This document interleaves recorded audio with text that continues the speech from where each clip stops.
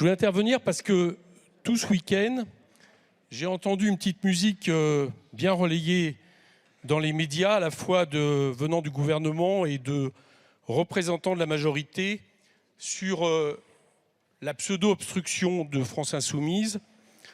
J'ai vu que Bruno Le Maire parlait d'amendements qui empêchent le débat démocratique, ce qui est quand même assez étonnant quand on parle des amendements, qui est quand même le droit constitutionnel premier des députés. Alors je vois bien derrière ça qu'il y a l'idée de diviser la NUPES, voire de diviser la NUPES par rapport à l'intersyndicale, et que n'y comptez pas avec des gros sabots comme ça.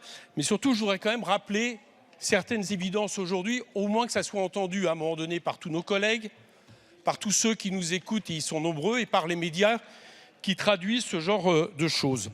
Que nous n'ayons pas quelque part une situation où l'obstructeur, on est l'obstructeur arrosé, quoi. Quand je parle de l'obstructeur, là en l'occurrence, c'est le gouvernement. Je rappelle que nous examinons une proposition de loi dans le cadre de l'article 47.1.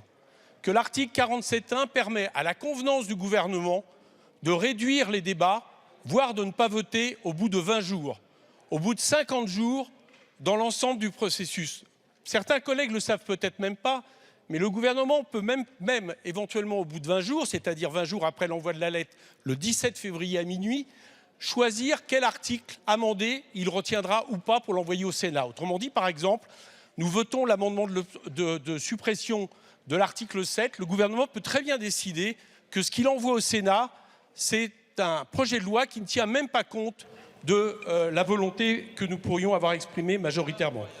Donc ceux qui raccourcissent les débats, ceux qui en réalité empêchent le vote, sont ceux qui ont mis l'article 47.1. Nous avions 12 jours de débat possibles d'ici le 17 février à minuit. Il a été choisi d'en supprimer 3, le jeudi, c'est-à-dire celle de la niche du Parti Socialiste que le Parti Socialiste entendait remettre, et le week-end qui n'a pas été ouvert. Il n'y a rien dans la Constitution, au contraire, il y a même des attendus de la Constitution et du Conseil constitutionnel qui permettent de prolonger les débats au-delà du 17 février à minuit. Je demande au gouvernement, de façon à ce que nous puissions examiner toute la loi de manière tranquille, de procéder ainsi. Merci.